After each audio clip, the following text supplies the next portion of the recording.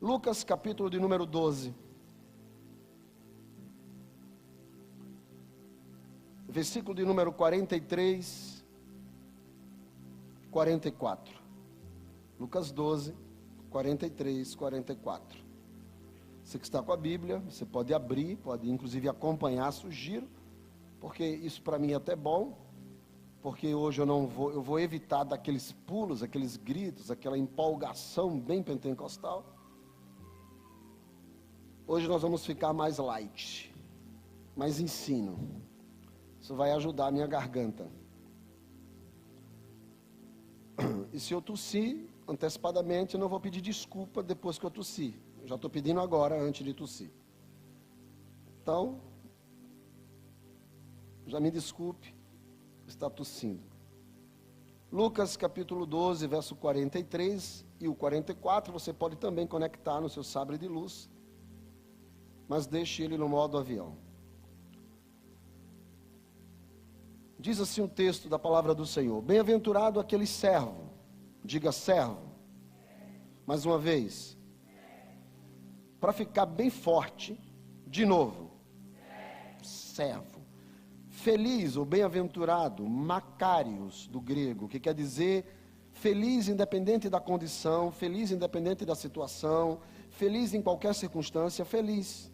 Aquele servo que em seu Senhor, quando vier, achar fazendo assim,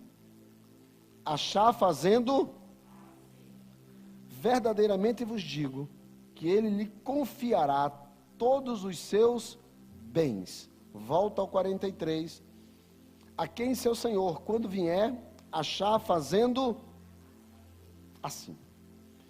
E é esse assim, fazendo assim, que eu quero pensar hoje. Porque essa atitude é quem Jesus vai chamar esse servo de servo vigilante, ou servo prudente, servo dedicado. Quais são as atitudes desse servo que Jesus disse que feliz é o servo que quando ele vier o achar fazendo assim? Servo. Servo é uma palavra do grego chamado doulos, e que quer dizer um escravo comprado, alguém dedicado, um homem em uma condição servil. Esta parábola do servo vigilante, como a parábola do homem que manda construir celeiros, ela está dentro do capítulo 12 de Lucas. E o capítulo 12 de Lucas deixa logo muito claro para quem é que Jesus vai falar tudo o que está falando. No versículo 1 diz assim: posto que uma miríade de pessoas, muita gente, se aglomerava ao ponto de um estar pisando no outro, um atropelando o outro. Nessa multidão, versículo 1, Jesus começa a dizer, antes de tudo, quer dizer, antes de falar para eles, Jesus se dirige aos seus discípulos. Então Jesus se dirige aos seus discípulos, ou seja, Jesus vai começar a falar para quem é crente, para quem é servo, para quem é seu seguidor, para quem já tomou uma decisão aceitando Jesus. E Jesus começa dizendo para essas pessoas assim: acautelai-vos do fermento dos fariseus. Jesus vai dar para eles 3 orientações. Esses servos, e não se sinta incomodado por dizer que servo é um escravo comprado, mas a ideia de escravo comprado é: antes o teu senhor era o diabo, é isso que a Bíblia vai tentar passar. Antes o teu senhor era o pecado, tu vivia no reino das trevas, mas tu foste comprado por um outro senhor, e vives agora no reino da luz, e serves a este Senhor. É por isso que Jesus vai dizer, quando está conversando com os discípulos em um outro momento, em Lucas 22, aonde os discípulos começam a discutir quem é maior, quem seria maior entre os 12. E Jesus disse para eles: olha, deixa eu explicar uma coisa para vocês. Quem é o maior não é o que está sentado à mesa. No mundo dos homens, o maior está sentado na mesa e os que servem, que estão ali, são menores. Mas eu sou como aquele quem serve. Eu vim para servir. Eu sou servo. O próprio Jesus se coloca na posição de servo. Porque a posição de servo é a condição de dedicado, de alguém que está ou que recebe uma missão e cumpre essa missão. Por isso que Lucas também, em um outro momento, quando Jesus está explicando sobre isso, sobre essa questão de que na terra os maiores têm seus serviçais, ele diz assim: imagine um homem voltando do campo, depois de ter trabalhado muito, e quando esse homem volta do campo, que ele chega em casa, imagine se o servo disser para ele: primeiro come eu, que fiz a comida, depois o senhor come. Jesus disse: está errado. O servo está ali, o homem chega do campo, o dono da casa, o trabalhador, então o servo serve primeiro ele, e depois o servo come. Então Jesus está dizendo assim: esteja sempre nessa posição de servo, que é a posição de fazer aquilo pela qual você foi chamado para fazer. E ninguém vai estar agradecendo a você pelo que você fez, o que você deveria fazer. É quando Jesus disse: nós somos servos inúteis, porque nós estamos fazendo o que na verdade nós somos chamados para fazer. Então você não tem que ser agradecido pelo aquilo que você foi chamado para fazer. Dizer: ó, Deus tem que fazer alguma coisa comigo, porque eu estou fazendo o que Deus mandou fazer. Então, a minha obediência, a minha obrigação de servo, não exige da parte de Deus que Ele me agradeça de alguma forma. Eu não preciso ser abençoado se eu faço, eu tenho que fazer. Por isso que o apóstolo Paulo, no capítulo 1, verso 1 de Romanos, ele diz: eu, Paulo, servo, eu, Paulo, doulos, chamado por Deus para pregar o evangelho, para ser enviado, eu não tenho como voltar. Não precisa colocar nenhum texto, querido, só o de Lucas. Obrigado. Eu não preciso voltar. Não preciso voltar. Então Paulo está dizendo assim: eu não preciso dar satisfação. Eu sou servo. Eu estou para servir a vocês e ponto final.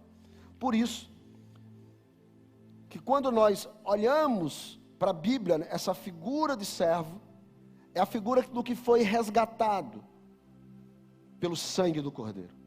O servo é a nova criatura. O servo é aquele que não tem mais domínio próprio.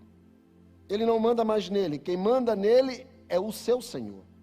Ele está submetido a uma obediência total e plena, sem direito a aviso prévio, pedido de demissão, rescisão ou saída. Ele é um escravo. Ele está em uma condição de submeter-se a uma ordem e ponto final. Ou seja, ele é guiado pelo Espírito, ele está debaixo do cuidado do Espírito, ele está sobre a ordem do Espírito, ele está submetido a uma missão que ele tem que cumprir. Então, ele não tem a opção de escolha, ele tem a opção de fazer, e absolutamente mais nada. Por isso que quando Jesus se dirige aos seus discípulos, dizendo a eles que eles são servos, do capítulo 1, do versículo 1 até o versículo de número 34, Jesus vai mostrar 3 coisas. Quantas eu falei? Jesus vai dizer para os seus discípulos, a primeira delas, no versículo 1 de Lucas 12, cuidado com o fermento dos fariseus, acautelai-vos do fermento dos fariseus, porque é hipocrisia. O que é hipocrisia? Hipocrisia é quando você diz uma coisa e faz outra. É quando você fala uma coisa, mas se comporta de outra maneira. É quando você mais ou menos assim olha para alguém com aquele riso lindo, maravilhoso assim, e fala à pessoa: miserável, eu queria que tu morresse, desgraçado. Ou seja, você está rindo, mas sentindo outra coisa. Jesus está dizendo, isso é hipocrisia. E Jesus está dizendo, igreja, tenham cuidado com o fermento da hipocrisia. Porque tem gente que é uma coisa, mas por dentro é outra. Jesus disse, não. Para a igreja isso, não. Segunda coisa que Jesus vai dizer aos seus discípulos, no verso de número 13, 15, ele diz assim, eu quero recomendar a vocês que tenham cuidado e guardem-se de toda avareza. Primeira coisa que Jesus disse para eles é, cuidado com a falsidade. Depois Jesus disse para eles, cuidado com o desejo de ter coisas aqui nessa terra. Cuidado com o desejo de conquista exacerbado. Cuidado com a vontade de ter demais. Cuidado com a inveja de querer aquilo que não é seu. Jesus está dizendo para eles, cuidado com a avareza. E no verso de número 22, Jesus vai dizer para eles, eu vos advirto que vocês não se preocupem com a vida de vocês, porque o Deus a quem vocês servem, cuidará de vocês em todos os momentos da sua vida. E é quando ele diz, primeiro busque o reino de Deus. Jesus, até o verso de número 34, diz para eles, não sejam hipócritas, não sejam falsos, enganadores, mentirosos. Não aparentam uma coisa e sejam outra. Não sejam avarentos. Não tenham desejo sem controle por riquezas. E aprenda a depender de Deus em tudo. E ele diz no verso de 34, porque o tesouro de vocês estará aonde o coração de vocês estiver. O melhor de Deus para a vida de vocês estivesse o coração de vocês estiverem nas coisas de Deus. E quando chega no verso de número 35 de Lucas 12, ele diz assim, cingido esteja o vosso corpo e acesas as vossas candeias. Aqui começa exatamente a pergunta que eu fiz no começo. O que é esse assim? De um servo feliz, que quando se encontra com o seu Senhor, recebe uma recompensa, se ele estiver agindo assim. Assim como? Então, a primeira coisa que Jesus vai dizer para eles é, esteja cingido o vosso corpo. O que é essa palavra cingido? Naquela época os homens não usavam calças, eram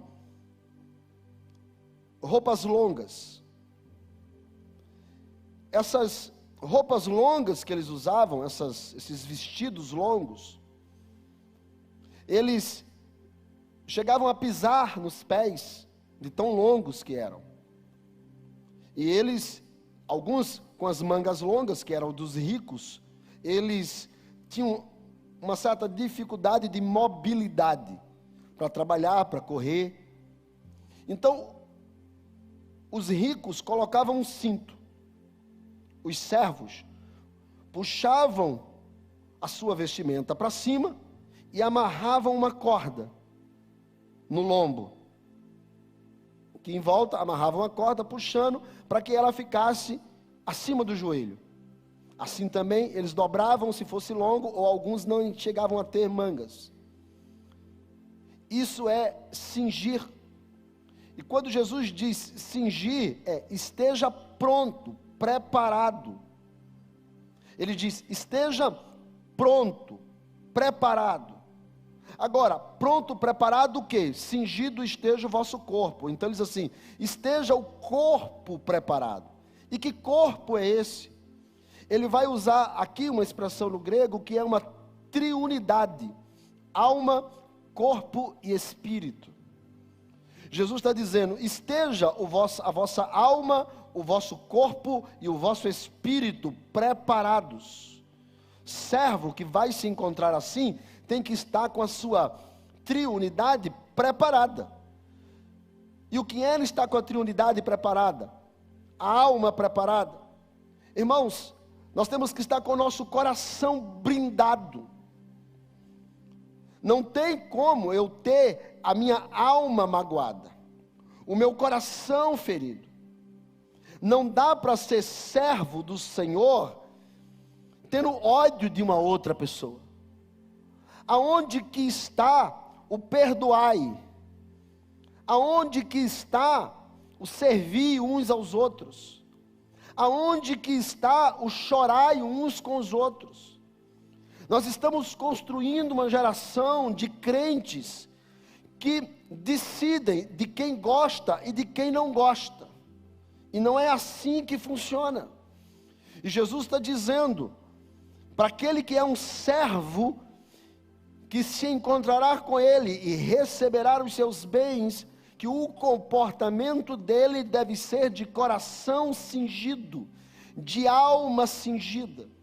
Ou seja, você tem que estar com o seu coração livre, você tem que estar com o seu coração, irmão, sem mágoa, sem tristeza, sem rancor, sem angústia. Você tem que estar com as portas que podem gerar setas do diabo fechadas.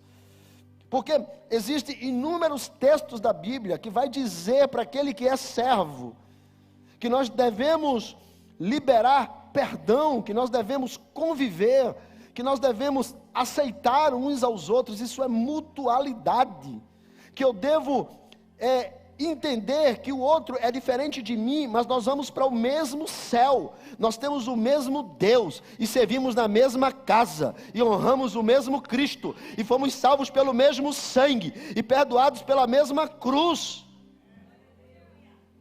Já estou me empolgando.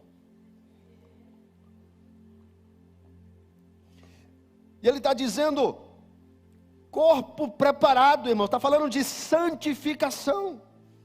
Estamos falando de santidade, irmão, santidade. A coisa hoje não está fácil. Nós estamos vivendo em dias extremamente turbulentos, que pecar é a coisa mais fácil do mundo. E parece que santidade é algo que deixou de ser pregado e parece que não é mais moda.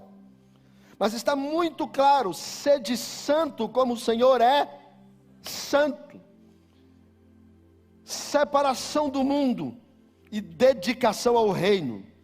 Separação do mundo e servo, doulos, dedicado. E quando ele diz esteja preparado, ele diz esteja preparado seu coração, brinde seu coração, de pessoas que te fizeram mal, de pessoas que te machucaram, de pessoas que te feriram, de pessoas que fizeram você chorar, de pessoas que estão levando você para distante da presença de Deus. Então ele diz, esteja preparado, coração preparado para aquele encontro, corpo preparado em santidade para aquele encontro, e espírito preparado para se conectar com o Espírito Santo, enquanto aqui nós estivermos.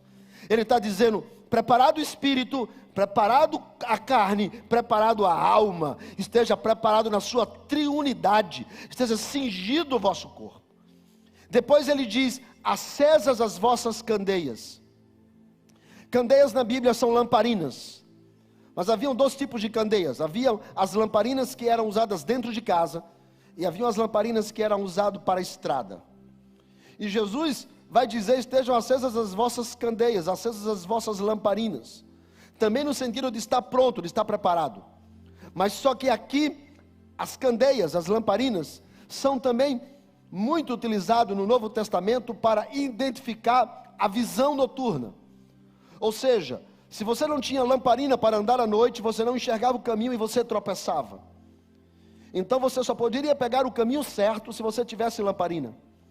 Jesus está dizendo: você que é servo, você que é doulos, você quer ir no caminho certo, no caminho do servo fiel, do servo vigilante, do servo que vai se encontrar comigo, então tenha fogo nos olhos, enxergue o caminho que é a palavra de Deus que eu estou colocando na sua vida. Então tenha santidade no corpo, tenha coração blindado, tenha espírito conectado e ande na minha palavra. E Jesus vai dizer, no verso de número 36, sejam semelhantes a homens que esperam pelo seu Senhor, ao voltar ele das festas de casamento. Por que Jesus diz, você tem que ser um servo que espera o Senhor como quem volta de uma festa de casamento? Porque a festa de casamento, ela durava de 7 dias, o mínimo era 7, e até 30 dias. Então, durava de 7 a 30 dias. Os convidados, muitos voltavam logo após o 7º dia, outros voltavam após o fim da festa mesmo, lá pelos 30 dias. Outros voltavam com 15, outros voltavam com 20. E ele poderia chegar de manhã, poderia chegar de tarde, poderia ter passado o dia andando e chegar de noite.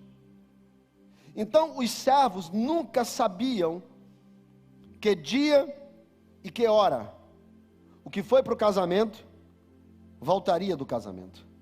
Então Jesus pegou uma festa que não tinha data e nem hora para acabar. Jesus vai dizer: você seja como aqueles que esperam o Senhor. E esse esperar aqui, o de esperança, é crer que Ele virá. Você tem que se comportar que, independente do dia e da hora, você tem que acreditar que Ele virá. É uma questão de crença, é uma questão de ter a certeza.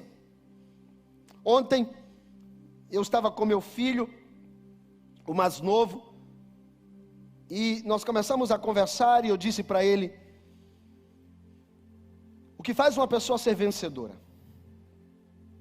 O que faz uma pessoa ser uma pessoa de fé e convicta? E eu disse para ele assim, eu comecei citando para ele, eu falei para ele, eu perguntei: filho, quem é o rei da floresta? Eu vou perguntar para vocês, quem é o rei da floresta? Quem? O leão é o rei da floresta. Só que o leão não é o animal mais forte. Se um elefante der uma pancada no leão, o leão voa. Ele não é o mais forte. O hipopótamo tem a capacidade de morder 1 tonelada. Se o hipopótamo desse uma mordida no leão, o leão estava morto. Só uma mordida. O rinoceronte, aquele que tem um chifrão assim, ele tem uma capacidade de virar também 1 tonelada. Se ele der uma chifrada no leão, o leão voa. O leão não é o mais rápido. Até um cervo da floresta é mais rápido do que um leão. Ele não é o mais rápido.